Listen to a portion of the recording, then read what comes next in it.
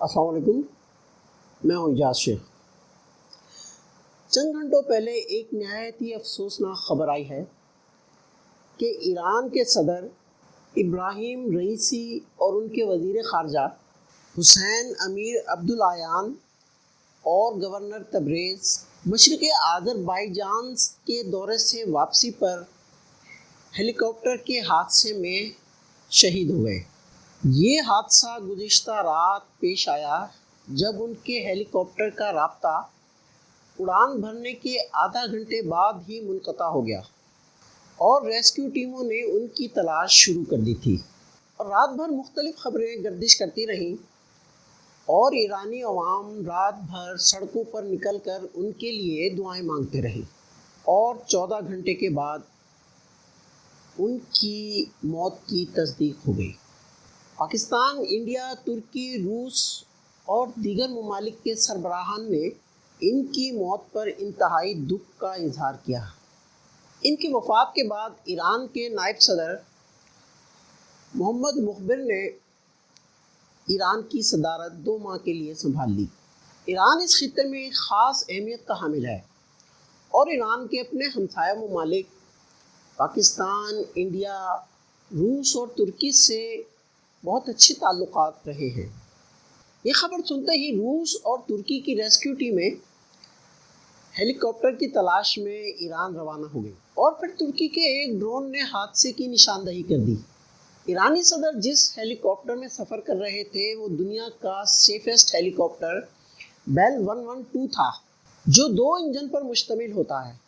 اگر اس کا ایک انجن فیل ہو جائے تو وہ دوسرے انجن پر چلتا رہتا ہے، اور اگر اس کے دونوں انجن ہی بند ہو جائیں تو آٹو روٹیشن پر منتقل ہو کر بحفاظت کہیں بھی لینڈنگ کر سکتا ہے۔ اور ایک اور اہم بات کہ ان کے ہیلی کاپٹر کے ساتھ 2 اور ہیلی کاپٹر بھی سفر کر رہے تھے جو بحفاظت اپنی منزل تک پہنچ گئے، اور حادثہ صرف اسی ہیلی کاپٹر کو پیش آیا جس میں ایرانی صدر اور وزیر خارجہ موجود تھے۔ ابراہیم رئیسی 14 دسمبر 1960 کو ایران کے شہر خراسان میں پیدا ہوئے۔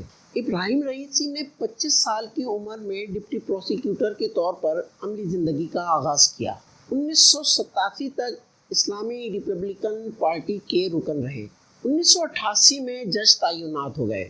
مارچ 2019 میں چیف جسٹس آف ایران کے طور پر تعینات ہوئے۔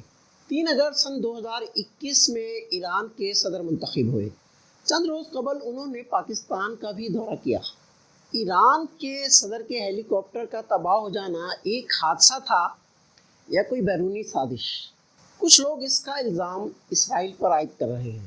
ہیلی کاپٹر کا رابطہ منقطع ہونے کے بعد جب میڈیا کے کچھ لوگ اسرائیلی آفیشلز کے پاس پہنچے اور ان سے دریافت کیا تو انہوں نے ایرانی صدر کے ہلاک ہونے کی تصدیق کر دی، حالانکہ اس وقت تک کسی بھی میڈیا پر ان کی ہلاکت کی تصدیق نہیں ہوئی تھی۔ اس بات نے ان کے میڈیا کو بھی ایک حیرت میں ڈال دیا کہ ہم تو ان سے حادثے کے بارے میں پوچھنے آئے تھے اور یہ ہمیں ان کی موت کی خبر دے رہے ہیں۔ اس کے علاوہ US کی طرف سے بھی اس موقع پر خوشی کا اظہار کیا گیا۔ امریکہ کے میڈیا نے اپنی نفرت کو چھپانے کی کوشش نہیں کی، بلکہ انہوں نے برملا کہا کہ ابراہیم رئیسی ایک نہایت ناپسندیدہ شخصیت تھے۔ روس کی طرف سے بہت پاورفل اور ہمدردانہ ری ایکشن سامنے آیا، اور انہوں نے ایران کو یہ آفر بھی دی ہے کہ روس اس حادثے کی تحقیقات کرنے میں ایران کی ہر ممکن مدد کرنے کو تیار ہے۔ یہاں آپ کو ایک بات بتاتا چلوں کہ گو کہ ابراہیم رئیسی کی موت ایک انتہائی افسوسناک واقعہ ہے، مگر ایسا نہیں کہ ان کی موت کے بعد ایران میں کوئی سیاسی خلا پیدا ہو جائے گا۔ ایران میں جو سب سے زیادہ پاورفل شخصیت ہے وہ ہیں آیت اللہ علی خامنائی۔ یہ ایران کے سپریم لیڈر ہیں اور ایران کے صدر سے لے کر judiciary, parliament, armed forces, army, police سب ان کے انڈر ہیں۔ ابراہیم رئیسی کو آیت اللہ خامنائی کا جانشین بھی تصور کیا جاتا تھا، کیونکہ آیت اللہ خامنائی کی عمر 85 سال ہے اور ان کی صحت کے بھی کئی ایشوز چل رہے ہیں۔